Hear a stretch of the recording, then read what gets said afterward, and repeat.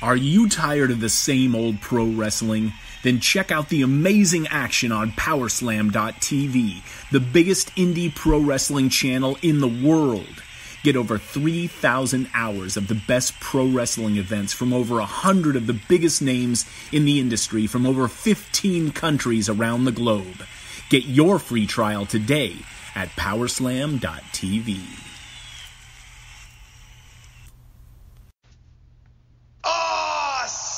This is your main man RJ from the Ringside Rant, heard only on the Visionaries Wrestling Network. So go over and subscribe across all your major platforms, iTunes, Google Play, SoundCloud, and Stitcher to hear every great interview I have every Monday on the Visionaries Wrestling Network.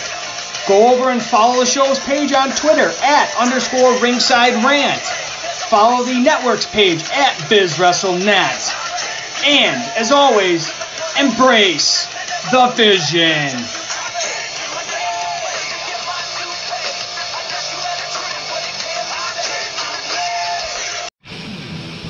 Hello, friends. This is Spencer Love, your host of Over the Top Rope on the Win Column Sports Network. Don't forget you can head to wincolumnsports.ca for all of your previews, reviews, and breaking news from the world of wrestling, be it your major promotions or from the great province of Alberta, Canada.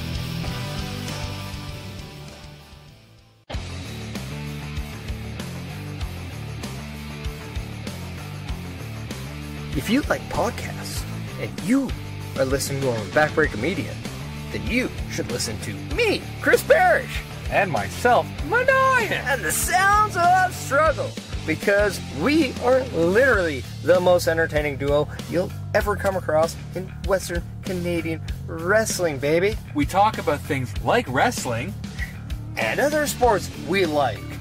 Wrestling. But we won't talk about other sports that we don't like, because it's not that kind of podcast. Like wrestling. I mean, we like hockey. And wrestling. And we like football. And wrestling. And we also like to drink beer. While wrestling. Well, not while wrestling, but while watching wrestling. Yes. Yeah. If you want to get into a conversation with Maniac and Chris Parrish, then you need to tune into the Sounds of Struggle live on Backbreaker Media. Every Thursday. That's when we hope to drop, but sometimes Mike Malawany doesn't do his job right. Or we're too drunk to forget. Yeah, that happens too. Yeah. He can bleep out the swear word, because we weren't supposed to do that. Oh, but I'll try not to swear. I can't do it. Yeah. Let's face it, the two of us, we're real. And spectacular. And we're a little bit of all right. Yeah. We're also strugglicious. That we are. That was kind of the key. We're supposed to do strugglicious. Oh, sorry, I'm drunk. Yeah. So, if you don't want to listen to us, then no. You're stupid, because we're entertaining. And if you want to listen to us, then come listen to us on Backbreaker Media. Yeah. Later, what he said. Later, bitches.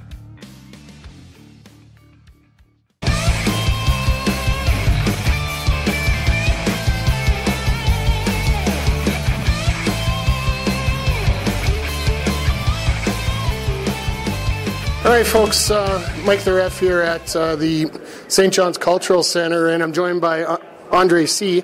At That Canada Guy on Twitter, at the Instagram, at That Canada Do on Instagram. Good, we got the plugs out early here.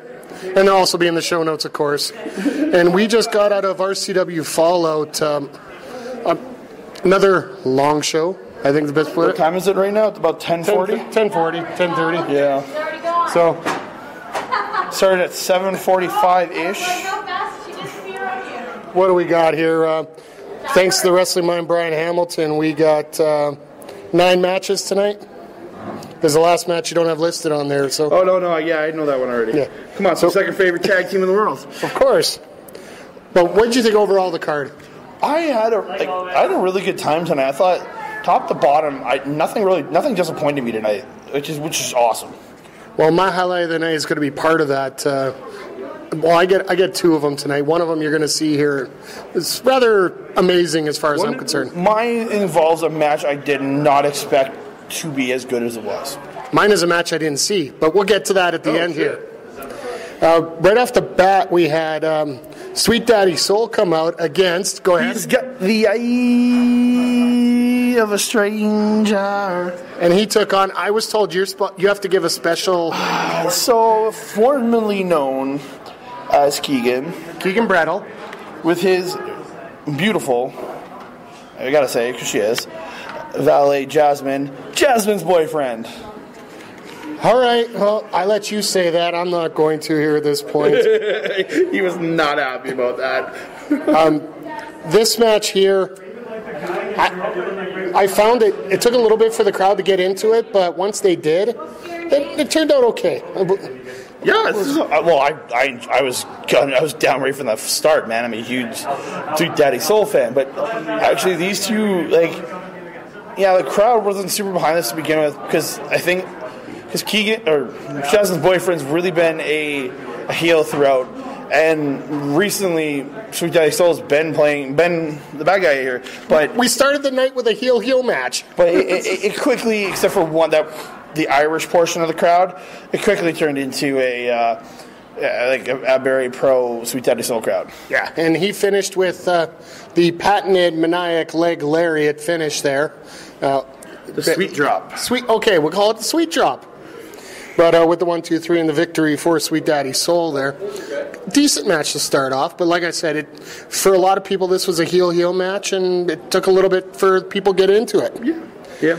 Now the second match. Now this one I enjoyed quite a bit because we got the return of Blue Tato. Dude, I'll say this. I was in here before the show helping with chairs and everything, and when he walks in the door, I'm like, what the hell? Well, folks, I will say this. Coming into this match, his chest was still red from when the Blazing Dick took him apart with those chops last time he was in town. And it didn't get any better. No, because he ended up taking on the 400-pound Barricade. Yep. And this match here didn't go very long, as you would expect with a Barricade match. Just a few minutes. He showed his dominance, finished it off with a Barricade to belly, 1, 2, 3, we're all done. But they didn't use the finish I had suggested. Okay. I suggested, instead of Barricade running quarter, splashing him and then hitting his belly, Blue Tato should have got a boot, gone up, went for the double axe handle, and then the belly to belly. That was my proposal to them, but they didn't listen.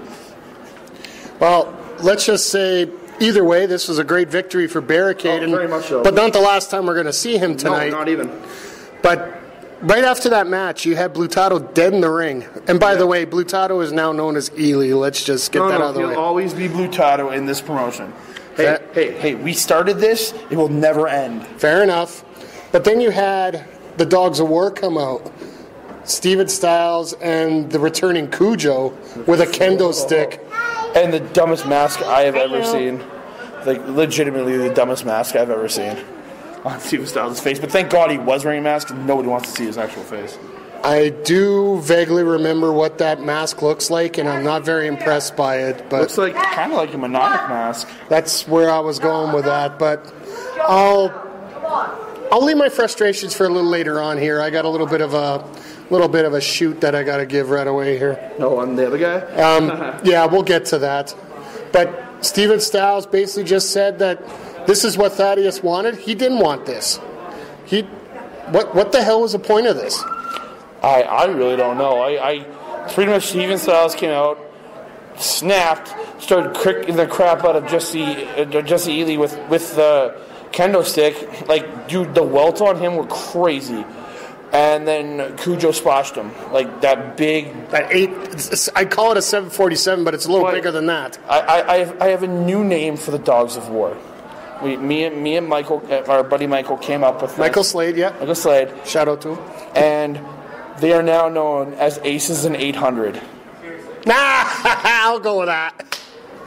That's funny coming out of us, but so yeah, well, hey, come next month, you're going to see a little bit of smaller Andre. Right there. Now, with that, all right, and then so Thaddeus is left in the ring after they scoop Ely out with a spatula, and all of a sudden, Mr. Spectrum comes out, which I believe Thaddeus was about the future endeavor. You literally said, we'll be happy with your future endeavors. He did the line. And out of nowhere, Gunnar comes out of the back and grabs Thaddeus from behind, scaring the living crap out of him. Yep. And then Mr. Spectrum announces that he is now the managing partner, business partner, whatever you want to call it, for the Newfoundland Viking Rage. He says he has the money, they have the power, they have the brawn. They have the brawn, he has the money, he will get them whatever they want. First of all, I'd like to find out who has the brains between the bunch. And the second of all, can we find an English translator for anybody in that group? Between the Newfie speak and the Chinese, Japanese, whatever he's saying. I'll say this. For the promo Andrew Cuts here, by God, it's one of the best promos I've heard from anybody in any company in a good long while. And he downright calls out somebody in another company. Yeah, he called out Slammer.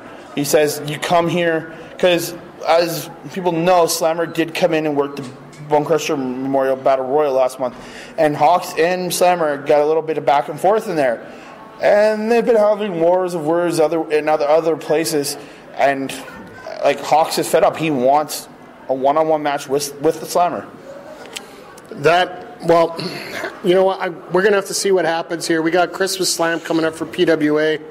And I got a feeling he's still on that card. So guaranteed, dude. He's probably going to go after his Mayhem title. He's got to go back and get his Mayhem title back. So, yep. But then from there we had the Gunnar Open Challenge, and accepting it was Tony Toro. Toro. I feel sorry for this kid. I'll say this: at one point he was treating Gunnar like a bull. Like Gunnar kept running at him, and he just kept dodging. Yeah, pretty much. Like this match actually lasted a lot longer than I thought it would. Very much so. Like Tony held his own for as much as he could, but Gunnar, pretty much complete domination, ends up finishing it up with the pagan bomb, as he's calling it. Pagan bomb, yeah. 1, 2, 3, and did we expect any different? That's the thing. The only thing I didn't like about it is the fact that this is now the second time in a row that we had post-match activities where you have the NVR come in, Hawks and Austin do that spike tiger pile driver. No, the snuff pile driver. Yeah, snuff. We'll go with that. And then they set up for do it again. And then all of a sudden Onslaught comes out to break it up. So thank goodness for them, or else that kid probably would have been killed out there. There's a giant dog looking at me. I'm really scared. Yeah, he's a puppy dog. It's all good. I wouldn't call him a puppy. No comment.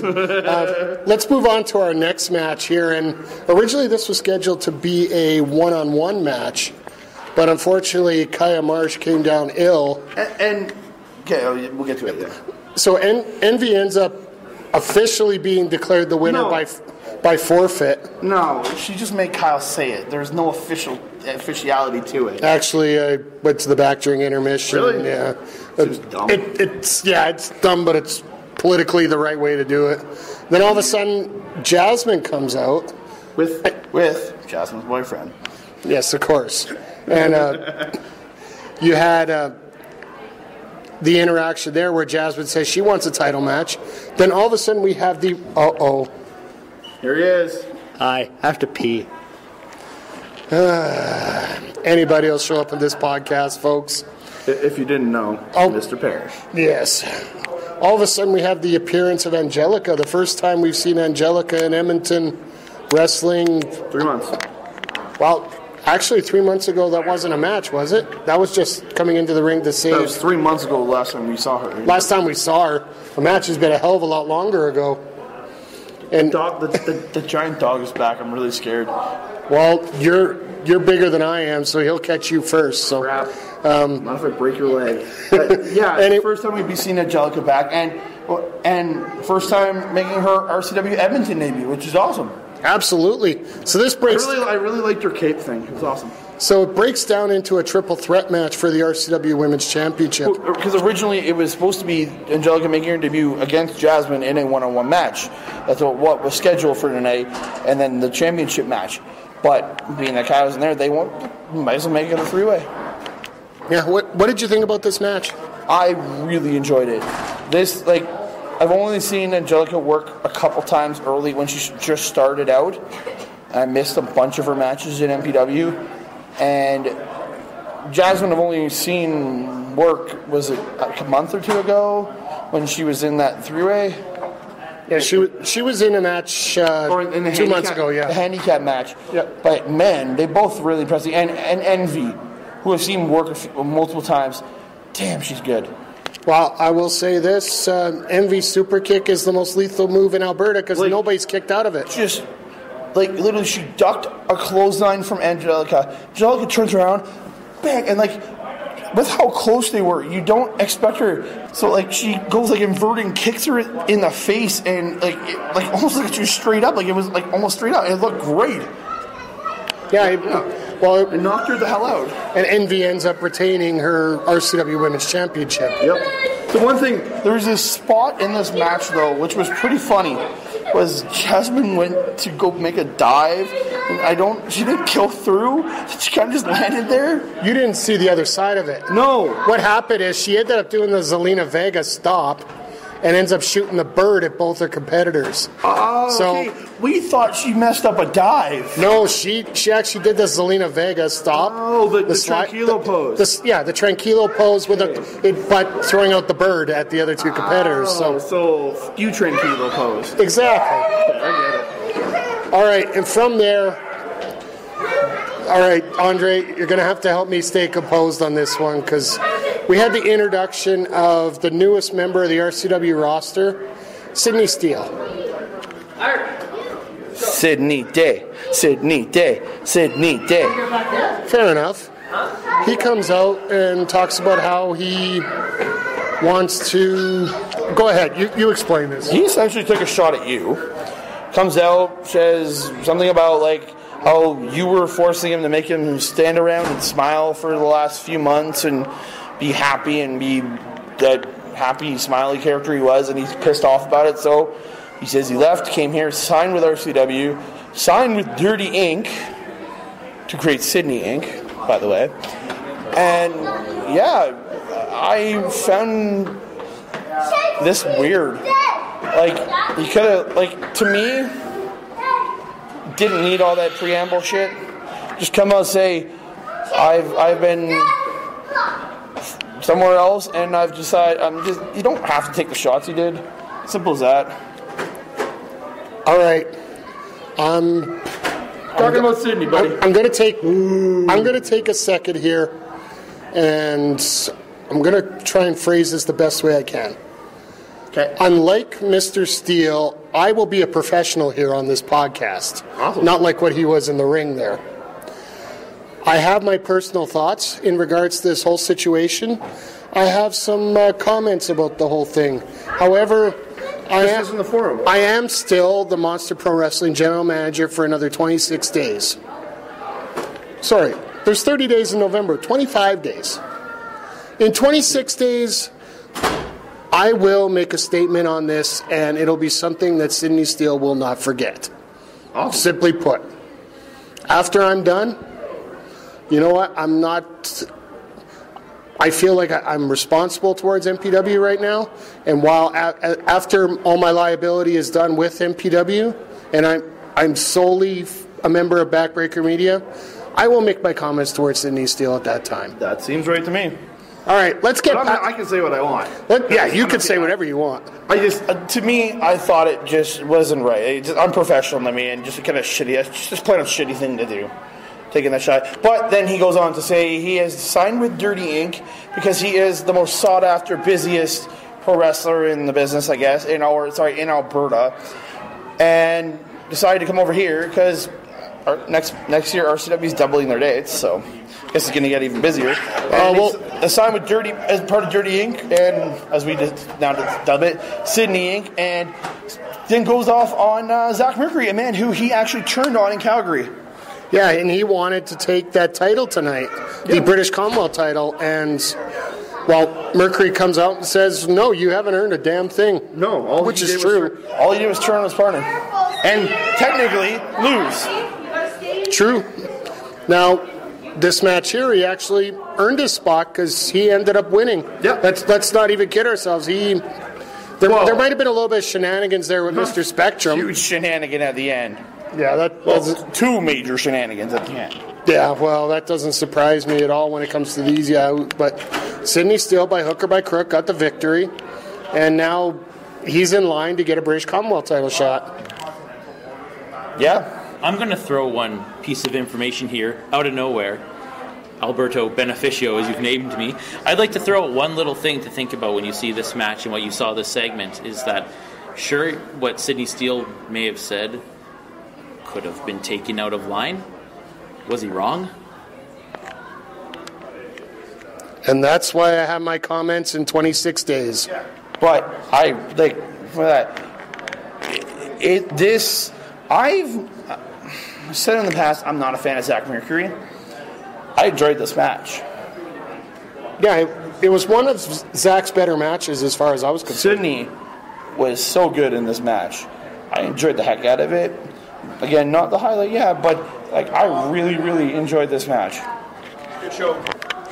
You know, we could talk about this later on, but this is probably one of the best matches I've seen out of Merc. No, for sure. But let's move on to our next match here because we want to get out of here tonight. Oh, Jesus. And we got a lot to talk about on this next match up here. Oh, shit. Son of Irish taking on Heavy Metal. Jesus Christ. So, I missed Son of Irish's debut last month because I showed up to the show 3 matches late. So I never got to... Like, I've seen him work in other places. But, Jesus, man, this kid is amazing. And he made... Like, Metal worked his ass off in this match. So did Irish. Like, they killed it. Like, he tore the house down on this one. Like, oh, Jesus. Now, I'll say it for sure here. You would think this would be a big advantage for Heavy Metal in this matchup, and you thought, this is going to be your typical squash match, like we've seen in so many other promotions with Son of Irish. He's been taken apart by so many other competitors. Not tonight. He looked phenomenal. He threw caution to the wind. He went off the damn side of the building. Yep. There was a ledge on one of the sides of the building about 8 feet up. Just came off that onto Heavy Metal on the outside. Literally, like he just stepped on a chair and just hopped up, like with ease. Yeah, basically any kind of move that you would expect. Son of Irish threw out the kitchen sink at him. Yeah. And then, but Heavy Metal with that experience that he has, he just took advantage of a good situation, hit his Tiger Driver. Or Tiger Bomb, sorry. Tiger Bomb, yeah. For the 1, 2, 3 as he is shooting the bird at Irish's mom. No. Son of Irish's mom. No. He was not shooting the bird at Irish's mom. Oh, it's that whole row there. No. There was one insane lady that throughout the last part of the match when Metal was dominating, kept running up to the ring and screaming at Metal. And when he pinned him, he looked direct. I could see it. He looked directly at her, and he flipped her off, and she was flipping the hell out. It was amazing. Absolutely. Yeah, shout out to you, Tiff. But that's I'll a say little too this: much. Metal did deny me on the 2 Sweet tonight again, twice. And you're surprised? I thought I earned it. Not quite yet, my friend. Nah. So from there, we go to our first title match of the evening. And it wasn't expected to be a title match coming into tonight. But Daniel Burns comes into the ring and declares that he's tired of having this best of 7 to determine the Junior Heavyweight Championship. It was a series for the title. And he just said, screw it, I'm defending the title. If you can beat me tonight, you get the title. Essentially, winner wins the series. Yeah. Essentially. And you had Pride come out with Envy, and my God, what a match these two had. Yep. These two burned it down. Like, man, both these guys are moving so quick in there. Dano is by far one of my favorite wrestlers around right now. And, Jesus, Pride showing why he's the Alberta champion in CWC. Yes, the Alberta champion. I literally had people asking me what that title was. I'm like, it's a CWC belt. I wasn't sure which one. But, and he's proving why he's that champion. And picks up, so the ending came around. Dano was setting up right in this corner, looking at the crowd for the stomp. and you had Pride down, and then Envy just runs in the ring, pushes Pride out of the way, gets in the position for the stomp, and Daniel stomps Envy. And the crowd was went silent. See, and to me here, that speaking from just somebody who's watching the match, because I'll be honest, after the little comment made by Mr. Steele earlier tonight, I tuned out a little bit as a fan. Yeah. My level of energy sort of disappeared. But watching as an observer on the outside, you're seeing this, and the crowd just died for the rest of the match. Even the pop for the curb stomp by Pride at the end, trying to take revenge for Envy. After Daniel was concerned, the ref was checking on Envy, and he turned around to a title belt shot. No, it wasn't that title belt shot. That was the previous match where Steele hit Merck with it. Sure. Pride turned around, Burns turned around and got hit with a swallow Pride by Pride. I apologize. If anybody's wondering, that's his version of a one-legged code breaker. Yeah. And then almost he goes for the pin, but then he stops at 2, even though the referee counted 3. Yeah. And said, "You did this to Envy. You deserve this." And then goes up and hits a curb stomp on Dano, which is one of the most disrespectful things you could do, stealing somebody else's finisher. Okay, but the thing Pride's saying, "You did this to Envy. You deserve this." He didn't intentionally do it to her. She stepped in the way. That's her fault. She's stupid enough to go in and get in the way and take the move. She deserves to get hit with it. I'll be honest, this whole last section, I have no doubt I'm just saying that to that move, she deserved it. I just believe that Pride's a hell of a wrestler. I just don't think Envy even needed to be a part of that, to be honest. I don't think so either. In any part. I think Pride could have won this on his own. I agree with that 100%. But from there, we went to intermission. Yep. Coming back, we had you and I were talking about this during intermission, that it's a little weird that we have the Canadian title match right after intermission in the semi-main event spot. In the dead spot, as we call it. It's the spot that everybody's gone and get their smokes. And it's the part one that's supposed to ramp the crowd back up to set off for the main event, which it did, but it seemed like this match had a little bit more of an exclamation point than the last match did, to be frank. Okay, so what bothers me is here, you bring the challenger and the champion out, then you do the championship introduction in a match that's not the main event. It seemed weird to me to do a championship introduction and all that stuff. It was, I don't know, it didn't fit for the semi-main event.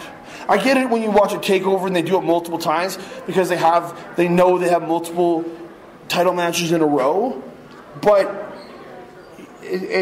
you cap off with your main title. Yeah, well, we could go on about this for a while here, but Big Jess Youngblood, Christian Strife. I'm sorry, this is a main event match anywhere you go. Should have been main event, I agree. And these guys went crazy for, it had to be a good 10 minutes.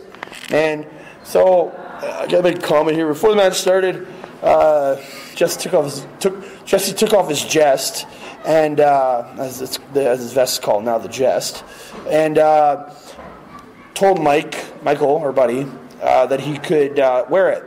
So, as he had put it on Kyle during the introductions. And so Kyle gets out of the ring, and we're like, Kyle, give him the vest. And just so he can wear it. He's like, fuck. He's like, no, just walk the fuck away. Fuck that guy. But, man, these two just kicking the shit out of each other. Strikes kicks, his punches. The reason he's the same as striking. And his kicks is crazy. Absolutely.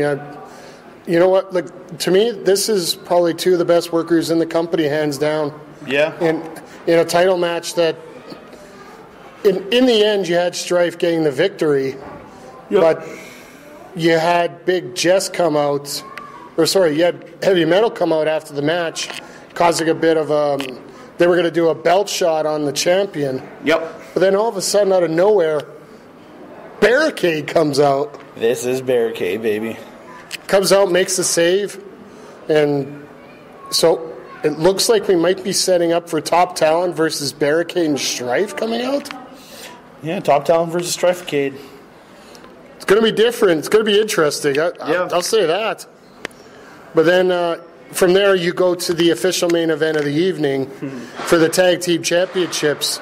Onslaught, the story of the night, Braden Lewis and Real Talk Dean Richter. Yep. Wow, I'm surprised I got that right. You got it right. Taking on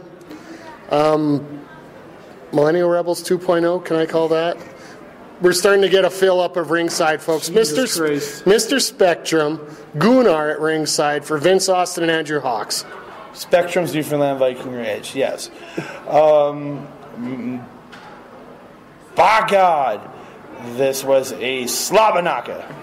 This was something, all right.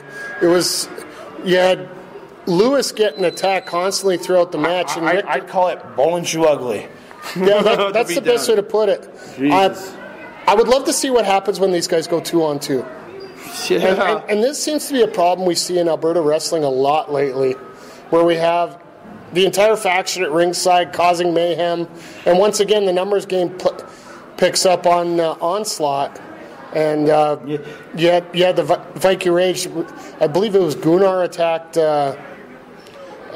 Lewis out of nowhere in a quick roll-up for a 1-2-3? No, Dean got rolled up. Dean. Well, okay, so what they were setting up for you were on that side of the ring, I wasn't. Okay, so Braden and Dean were setting up for their finisher, where Braden goes to the top, comes off. I can't remember how the moves hits, but Dean had Hawk set up, then Gunnar comes. That's right, yeah. Then Gunnar, distraction spot, and then Gunnar actually hit Braden Lewis in the leg he was on. He grabbed the leg. Somebody grabbed the leg, and then Hawks ran Dean's head into Braden's,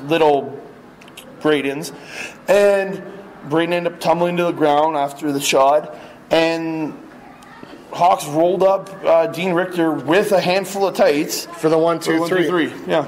That Squiggly Magoo did not see. Yeah, because he doesn't see shit. I got a feeling this feud is not over between these two teams. No, not even close. But like I said, don't get me wrong, this was a good match. It felt like the crowd was sort of burnt out. I don't know if burnt out's the right way, but they were just after the two matches before intermission. Because I felt the burnout in the crowd. I was burned out. Trust me. Yeah, but that's going to wrap up the card here. But it's time for our highlights of the night, and I'll let Andre, as privileged, go first. So my highlight of the night is something, geez, I never thought I'd say. It's a heavy metal match. Heavy Metal versus Son of Irish. That was my highlight of the night, man. They killed it. Son of Irish looked so good in there. And Metal put his working boots on tonight and they killed it, man. Easily highlight of the night for me. Absolutely, and I got two highlights of the night. The first one that I mentioned earlier in the show, we did not have a Steven Styles match tonight. Thank God. I don't have to call it garbage for once. Because he didn't look like garbage tonight. He looked good. We had another new person that came to RCW with us tonight, and I was trying to tell her, okay, we're going to wait. We're going to let you see what a Steven Styles match is. We're not going to tell you. He didn't have one, so she couldn't comment. But yeah, it breaks our streak of first timer. Oh, don't worry. I'm sure it'll come sometime soon.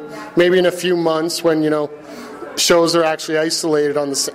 Yeah, I don't want to get into that fight right now. Yeah, for the future. My other highlight of the night was that heavyweight title match between Big Jess and Christian Strife. Yeah, those two killed it. It was put in the hardest spot on the card, and they delivered without a doubt. Surprise of the night? Yeah, we'll go with the. I don't want to. I'm saying in the fact that I never thought I'd see that guy back here. The comments to Steele towards me, I think that might be a shock of a night. But once again, shitty shock of the night. But I'll save it for later. But that's going to wrap up the quick calls here. We got. By the way, something I want to bring up quickly before we take off. If you guys are wondering about Pride's title, the Alberta title, check out the Backbreaker video on demand here. There is some stuff from the Canadian Wrestling Coalition. I hope to this week have what I consider the match of the year in Alberta right now with Pride versus Dylan Stone for that Alberta title. 20 minutes of absolutely insanely goodness. But that, hopefully I'll have that up by the end of the week here. And coming up this Tuesday... Go ahead, plug it. The newest episode of Total Nonstop Anarchy drops featuring me and my good buddy Nick Johnstone. And what's it covering? It's covering the first NWA TNA weekly pay-per-view. So you're finally getting out to the Nashville Fairgrounds? No, or is it the Asylum? This is in Alabama. Oh. I called it Nashville on the podcast. And then afterwards, I realized they were in Alabama. Sometimes descriptions aren't the best. Yeah, but even though in the start of the show they said, we're in Alabama. I'm an idiot. Well, check that out. You also got the Sounds of Struggle coming out every Thursday. The Odd Thing coming in from T. James Logan from the Second Row Productions on Saturdays.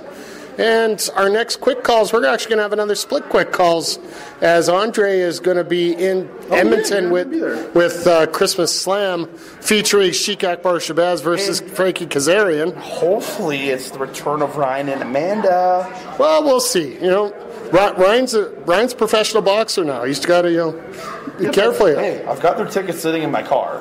So fair enough. But but come on, please, guys, just do one show with me.